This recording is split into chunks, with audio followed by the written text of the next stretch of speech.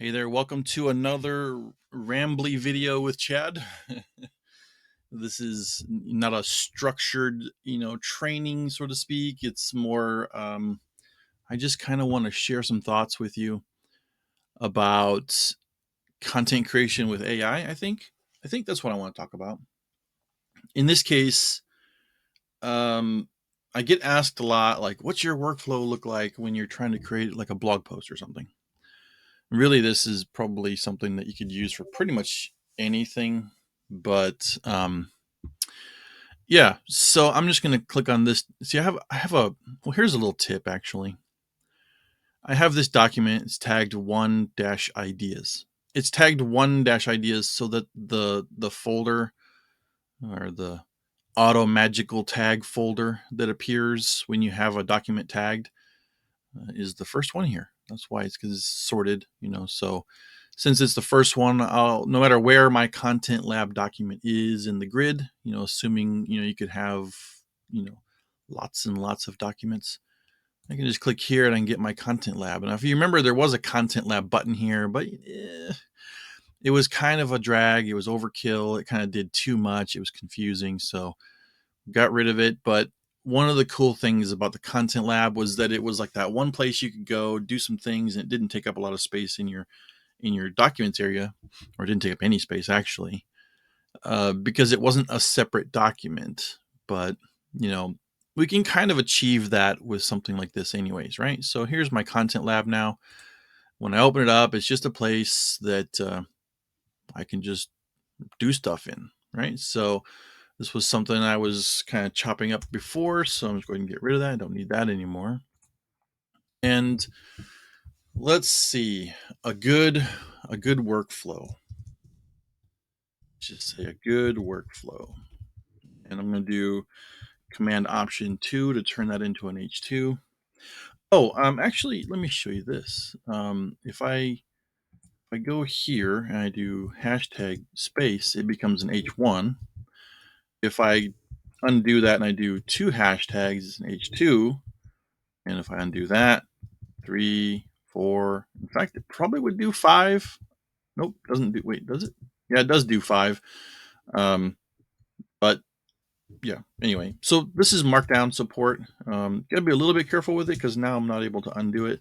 The transition into the heading can be a little, yeah, can kind of sometimes mess up the undo, which the undo is not something that's in Chibi. It's the undo that's built into the browser. So I'm not sure why it's doing that. The actual Markdown parsing stuff is not really Chibi doing it, so not much I can do. But just a heads up, if you notice that, I'm aware of it. If there's anything I could ever do about it, I'll try. But at this time, I just can't. So I'm just going to do 2 hashtags and then good workflow. Right? Why am I misspelling that? It's like I want to write Google or something. Okay. So okay, let's just pretend that for a blog post, and if you okay, I know we're using AI, and that it's one of those things where uh, it might be something that people want to just, bam, here's the content. Click a button, fill in a few fields, click another button, and bam, there's a blog post. At least in today's era of AI, maybe that'll be much better in the future. Probably will be much better in the future. Uh, but what you end up with when you try and do things like that is basically a boilerplate of pretty boring content that has no substance, probably not much care for your reader, your audience, probably none of your own flavor, your own flair, and and even if it were to be in some way SEO optimized, it definitely doesn't fall in line with Google's helpful content update stuff. And while I don't say worry about AI detection, if you even had a hint of worrying about AI detection, just generating a big giant blob of 1,000 words at once is going to lead you down a path where you get detected as AI pretty easily, probably. unless you did a ton of editing after that. Now, I'm not against that method either, right? If you prefer to have the entire post, well, you probably won't get an entire post. I guess it depends on the overall length you're going for, but you probably won't have the entire post done for you in one click. You might have a couple of clicks, or in the future when it's more possible, maybe it will. It'll do like a 1,500 word article. Otherwise, you need a tool that will do behind the scenes. It'll do some kind of looping and all that kind of stuff. So it's actually, instead of one call to the AI, it's actually doing like 5 or 6 or 7 or 10 or 12 or whatever to get all the content necessary to consider it a blog post. And yeah, anyways, I think I've beat that enough. Chibi is not designed to be that kind of tool. Chibi is more designed to be um, a writing assistant. It's there to help you, to augment you, to give you writing superpowers. Make sure you don't hit that writer's block. Give you some extra creativity when you need it. Maybe finish a few thoughts here and there. Maybe, hopefully, in a way that surprises you. Gives you, through a little bit of serendipity, maybe enhances your content. Also, while helping you work a little faster. But definitely not designed to be a tool that replaces the writer's responsibility to create something amazing for the reader. Whether you're a storyteller or a copywriter who needs to capture attention, or if you're a blogger who's informing, whatever it is that you're doing, the author, in my opinion, the author knows best. Now, if you're a beginning writer or a seasoned writer or even like a world-renowned best-selling author, this AI tool can help you, and it will increase your capability. It won't take you from being a beginning writer to selling New York Times bestsellers in instantly, right? It's definitely not that kind of tool, but as your skills grow, Chibi's there with you, able to grow right along. And I'm the sort of annoying part of that, I guess, is that I get a lot of feedback that's, oh, Chibi's too complicated for me. Maybe they see other tools out there that do just do one click and get a generated something. Um, I guess I just have to live with that. I don't want, let me just see if I can slide this out of the way. I don't really want to make Chibi that way. I want Chibi to be there, grow with you, and as you learn all the little intricacies, because you don't have to know them to get a ton of value out of Chibi, right? If all you learned was how to use the dynamic context and prompt, like even if you skipped the prompt vault is really just there to show you some interesting prompts that you could then copy into your private vault and reuse and change, and however you need. It's not absolutely necessary for you to use this if you know how to write your own prompts.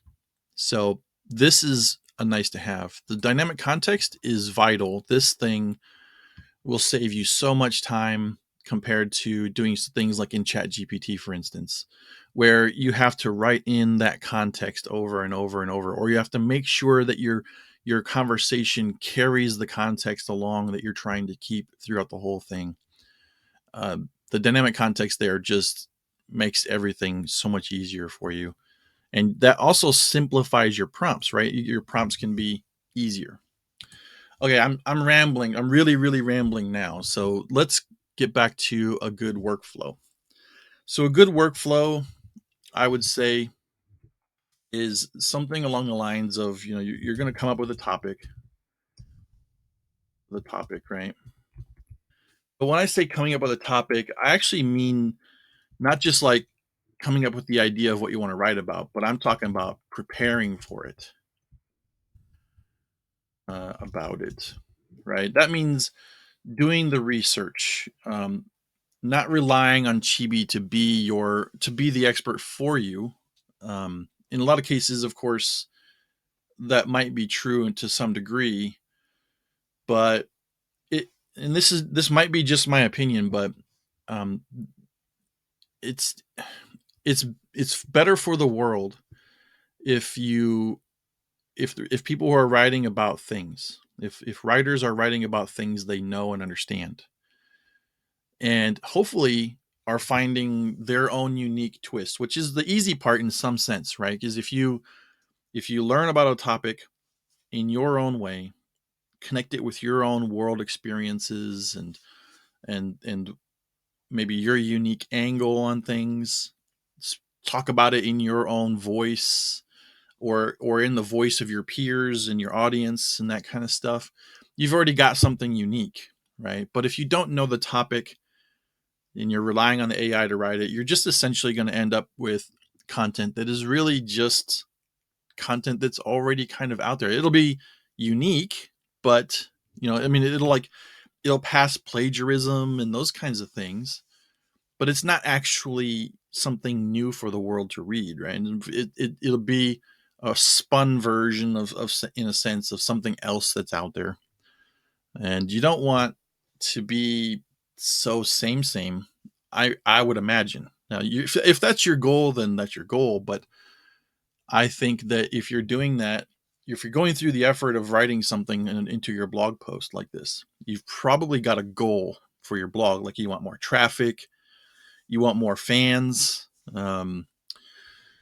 maybe even you want Google to rank your stuff so that you can maybe earn more ad revenue, or you've got affiliate products in there that you want more traffic to so that you can sell more of them, or you got your own product that you're trying to drive traffic to that you can sell too.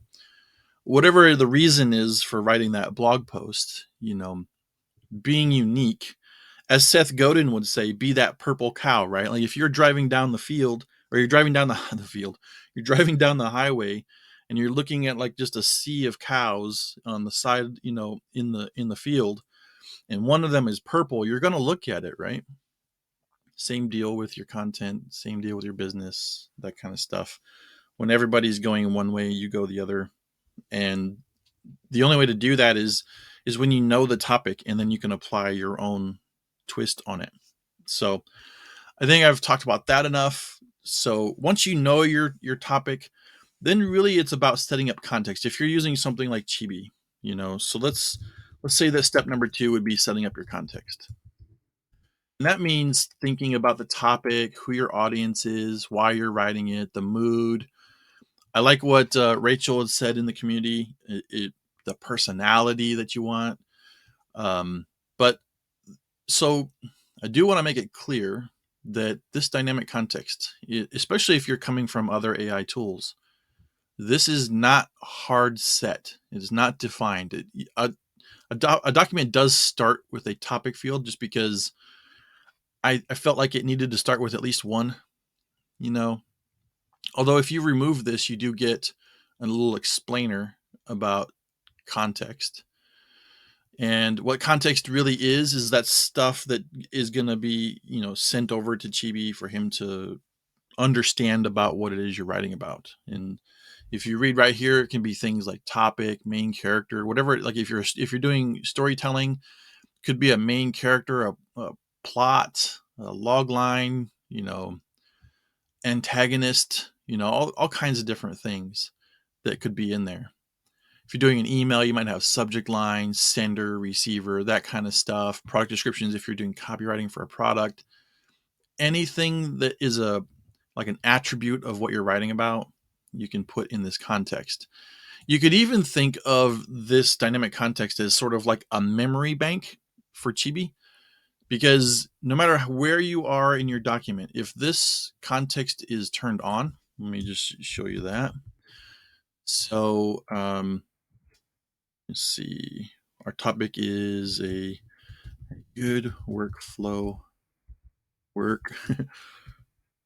flow for writing. Wow, can't type today. All right. This means that the topic is on. It's kind of like in full color, I suppose.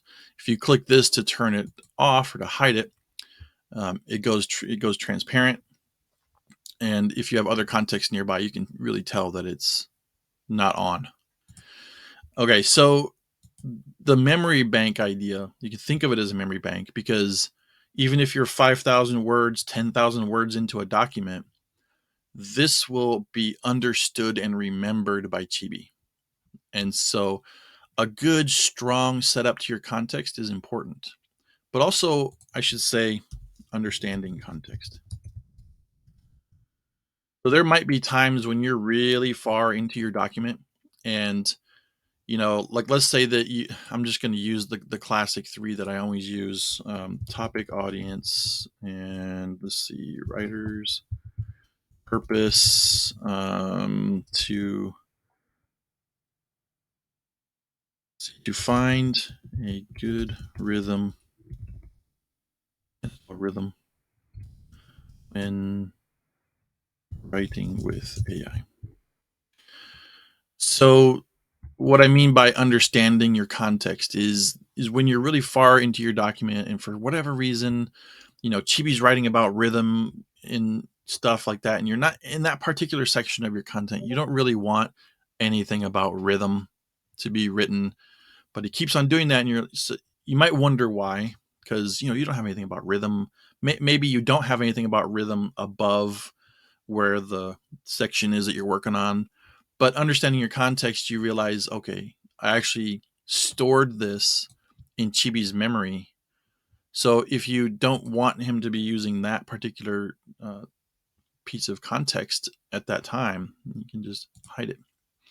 So that's a very powerful thing, because maybe you do want to use it sometimes, but not all the time. You have that ability to do that here in Chibi, and that's kind of almost, in a way, I would say that's almost like the new AI dance. Like before, when a year ago, when all these AI tools were kind of growing up, and you had Shortly and now Chibi, and you were doing the AI dance. You write your lead in your content, and then you would hit write, and Chibi would take over and finish your thoughts. You can still do that, but I almost think that the new AI dance is like sort of the context to prompt kind of thing, where you're controlling your context, you're writing out your prompts how you want them, and you're getting the content you need crafted in the part of the article you're writing in, and then you're doing a quick edit review, and then you move on to the next thing. So uh, now, after you kind of understand that about your context, I don't know why I just start with uh, brainstorming headlines.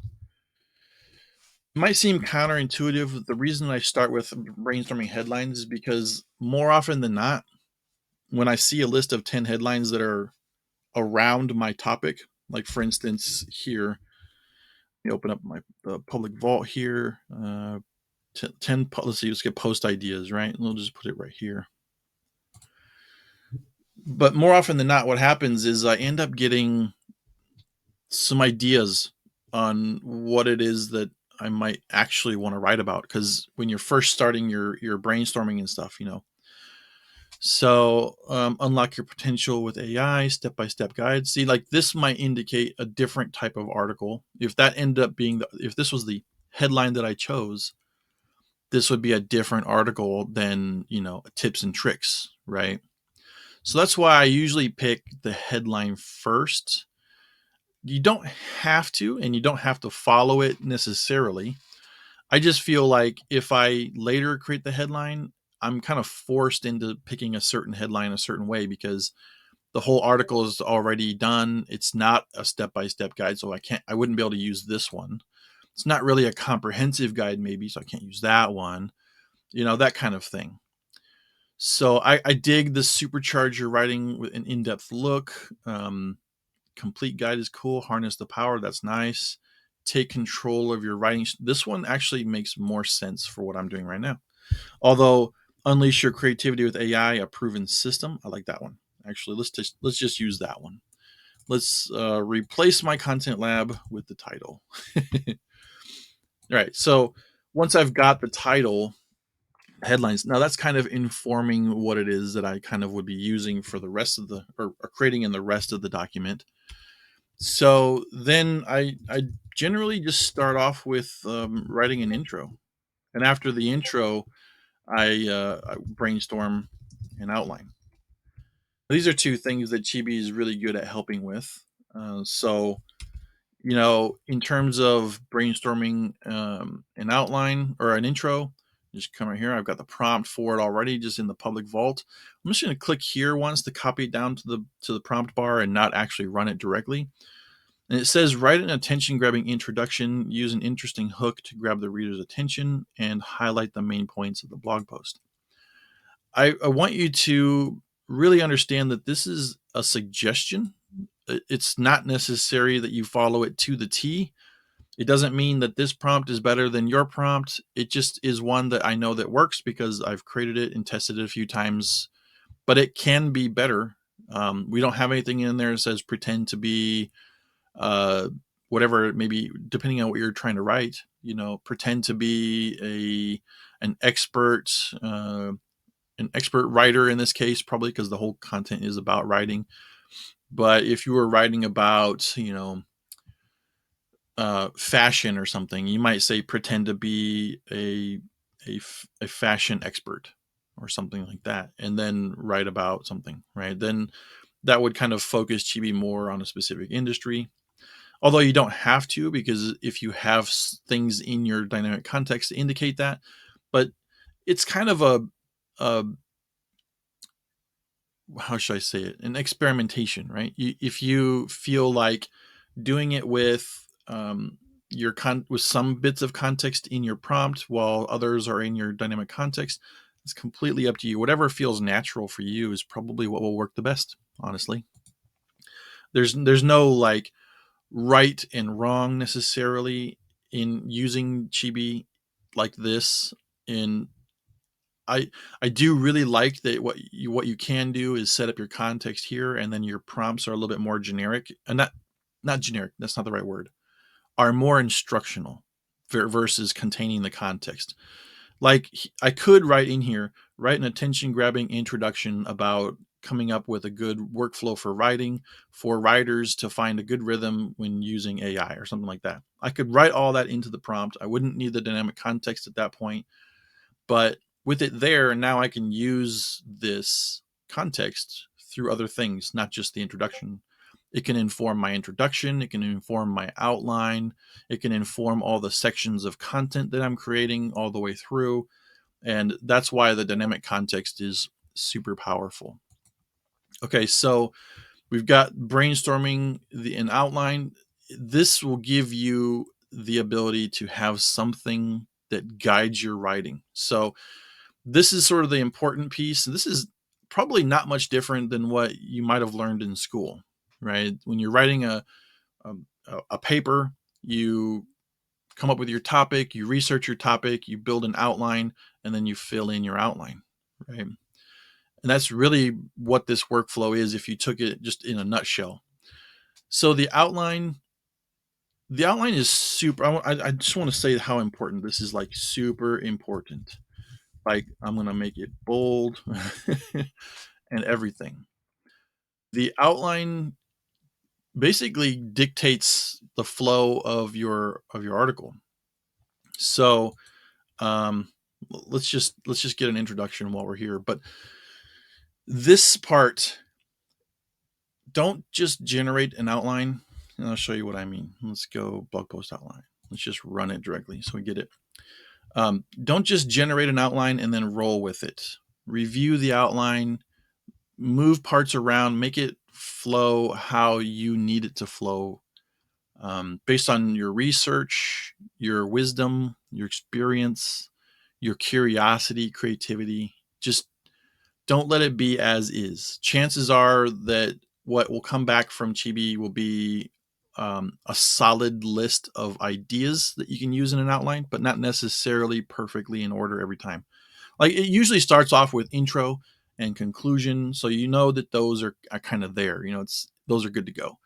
But when you're talking about, so we've got definition and benefits, sure, fine.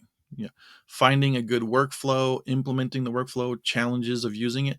See, challenges might be something you want to discuss first, because you're trying to hook the reader. Maybe benefits of using an AI in writing, probably something you want to breeze over quickly. But if the whole article is actually about building workflows, You might want to say something about, why it's important to build workflows, and then some of the benefits of using AI in your workflows, and then you want to say, here's some of the challenges that you might face when doing it.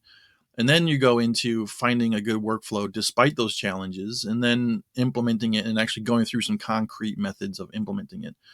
So, actually, this is a really good outline. So what you would do is just make sure you really fully review that outline, and it fits with what you actually want to deliver in your content.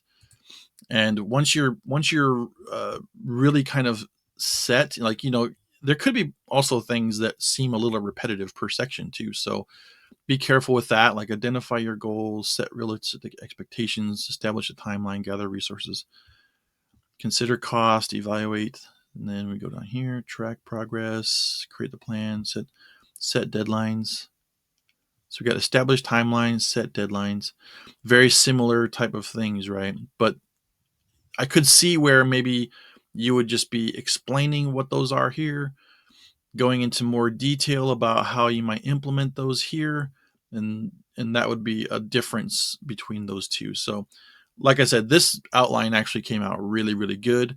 One thing to be careful though of is that you're not sounding too repetitive, and you don't need this much in it, because an outline this long, if you put 2 or 3 paragraphs per section here, yeah, you're looking probably at a 3,000 word article or more in some cases, which what kind of leads me to sort of the next couple of things here.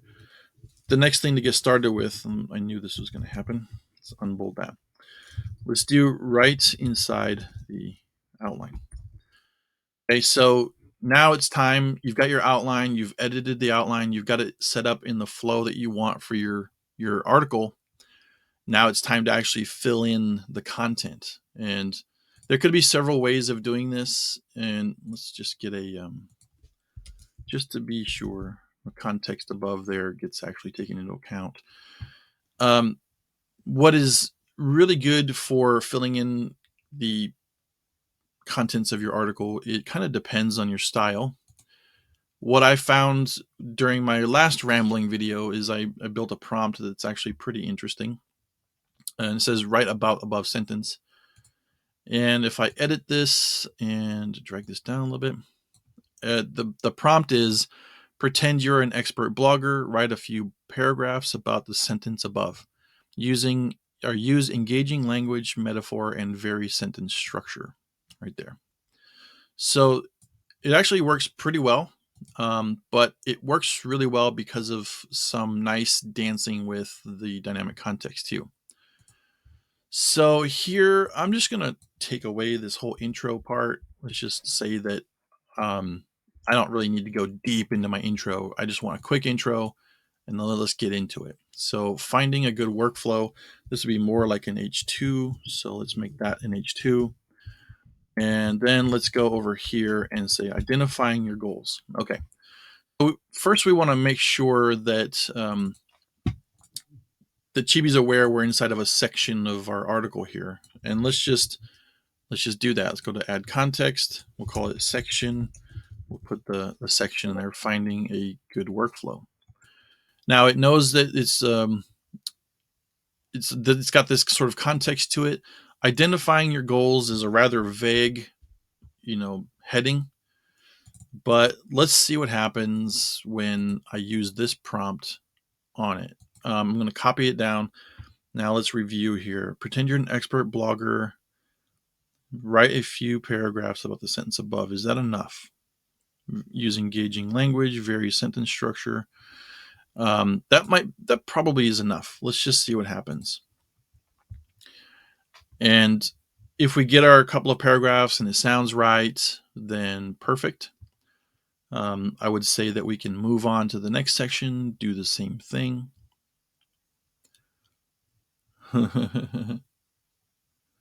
Okay, so this one, he clung to the pretend you're an expert.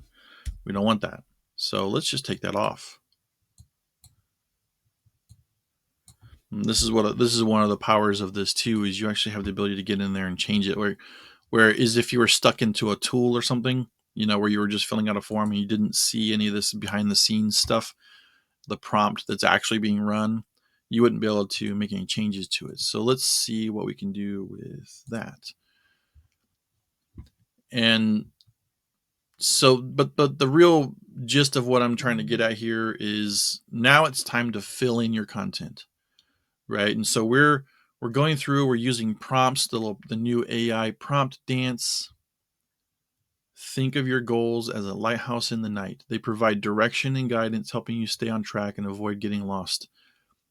Nice.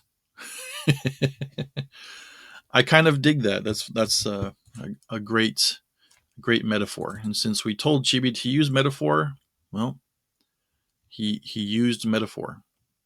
Okay, so he goes on to talk about breaking them down into manageable tasks and things like that, identifying, and he has a nice little almost kind of a conclusion to this section. That's pretty nice. Okay, and we got a pretty decent chunk of content, right? We got what, 200 words on that identifying your goals. Now, here's where you can do one of two things. You can take the time right now to kind of read it over, test it with any theories that you have or your writing style, make changes that you need and fix this up to match what your writing style is and more about what your delivery will be for your readers.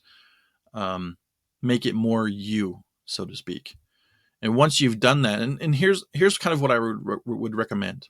I know you want to work fast. I would say that at the top, maybe 2 or 3 sections of your blog. Um, let's just put it here. Top 3 sections. Um, edit as you go. I would say edit as you go, because what that will do is it will help establish your style.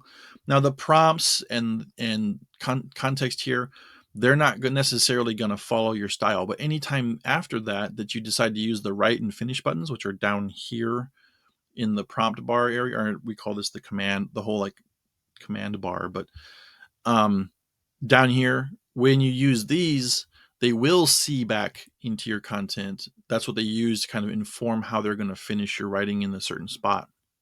So if in the first 2 or 3 sections of your content, you've taken the time to make it yours, then Chibi will have a better chance of following that for you. And then at the end of all your content, that would be a lot less for you to work on, to edit it as you go or to edit it later. But more on editing in just a moment. So after you get, you know, your sections of content done, which if you're doing 200 words per, we got what, 4, 6, 8. You're at 1,000 words already after just down to about here. Now you're probably not going to get this much for every single one, so maybe it would be more around like 600 to 800.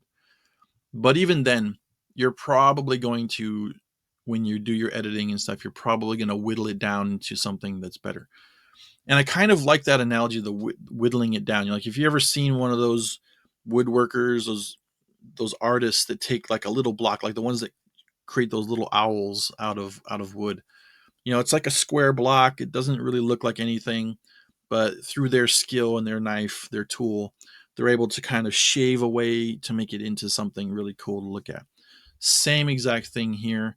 You would shave away the boring, inject your personality into the writing, and it would probably end up with less content overall, but that's a good thing, right? So yeah, but definitely by the time you get down to this part here, you're already hitting 1,000 words or more article. You're gonna have 2,000 something words article down to here, and so on and so forth. Now, before I really move on, there's one more thing I'd like to show. I have a section intro prompt here that I made, and what I like to use this for is in each section, like under the H2.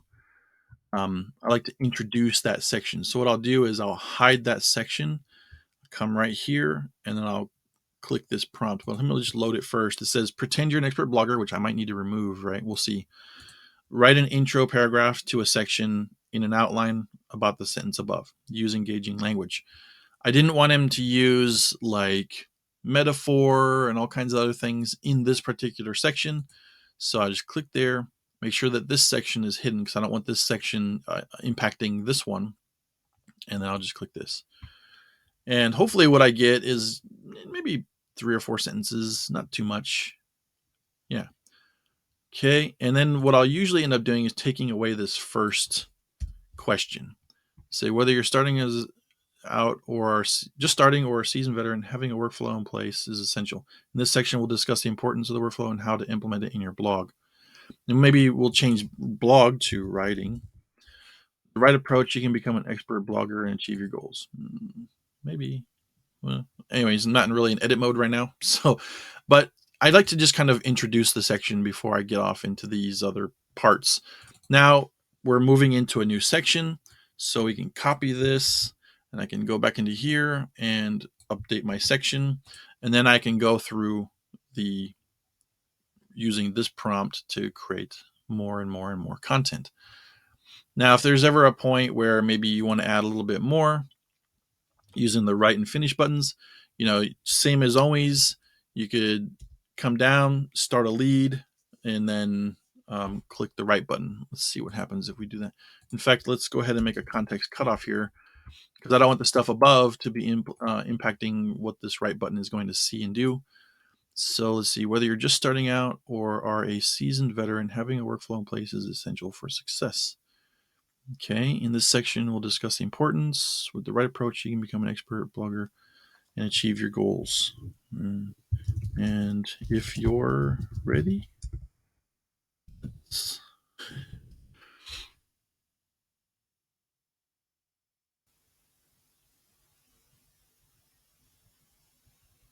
all right. Now notice that Chibi went through and like kind of filled in content that might be useful for other parts of the outline. Establish a routine. Yeah. What works best for you. This might be content. Let me take this and show you this button up here. This is the copy to notes. Click. Now I can delete. I can delete this over in my notes now. I have that content. So I didn't want to use it there, but there might be other places in my content as I'm going that I would want to use it. So I didn't want it to be gone. I'll just push it over into my notes and I can use it for later. Okay, and then I would continue going through prompting, getting the content, prompting, editing, getting the prompt, and then at a certain point, I would say if you're getting pretty comfortable with the prompt, it seems to be producing really good results for you. I would just go through each section, craft them all out. Maybe I would do it on like a whole, major section by section, and then kind of edit a little bit while I'm there, and then do it again. But when I get to the end of all that, and so I'm here, I'm at right inside the outline, right? I would say the last step after you've got the content done is actually to step away for a day. Don't look at the content anymore. Try to forget it. Don't care about it. Come back a day later, then edit. And I would say edit as manually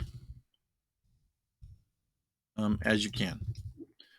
There's some things you can do inside of Chibi to like rewrite paragraphs to be punchier or, first to second person or whatever. You can do things like that if you want to. You can even use these rewrite tools up here if you want to rewrite things differently. This will rewrite the selection in a more casual way. This will be more formal way. This will expand on it a little bit. This will shrink it down a little bit. And this is just a regular rewrite. But if you can, so the point of doing it manually is that you're injecting your style and your flair and your knowing of what your audience needs into that content. And how in depth or how deep you go into that just depends on how important that content is to you and to your readers, probably. If it's I hate to use the term, if it's a throwaway post, like you're just throwing something up, it doesn't have maybe direct business impact for you, but you wanted to write it. It's something it's good. It was maybe fun to write. It's informational, but not vital to the business or to the blog, whatever your purpose is. Maybe you could spend less time, but if it's something that you're creating that's got, it's going to be your deal breaker, your traffic beacon that pulls in more traffic than any other article, then it's going to be important to take that step away, write and edit manually, and just really make it your own. But I think that this video has been going on for long enough. I hope that you've found some interesting tidbits and ways of working with Chibi, maybe using some methods that I've kind of rambled on about. Don't forget that as you start crafting those prompts that you really like, don't forget to put them in your private vault, because this basically is where you can build out your toolkit. Like imagine having all those tools. Like these prompts are here, but they're prompts. Yeah, I say these prompts, these public prompts, they're here, but you don't have to use them as is. And it's probably better. Like probably 90% of the time it's better if you use this button here to cut. Like notice that this private tab has like an open tray thing like this, and this one is a tray with an arrow in it. That's because when you click right there, that prompt gets put into your private area. So if I'm going to go down here, for instance, let me filter by blog. And let's see if I want to get some talking points for a subheading. Click. Now it's in my private vault area. I got talking points right here. I can click right here to edit it. And chances are that you would want to spend a pretty good amount of time to make this your own. And once you've got your toolkit set, you're going to be off to the races. You'll be able to do way more, way faster. And once you're comfortable with how those tools produce that content, you'll be more confident in creating that content. It'll just flow and it will be amazing. And what's really cool is that Chibi is the only tool that you can do this in. So I'm glad you're here.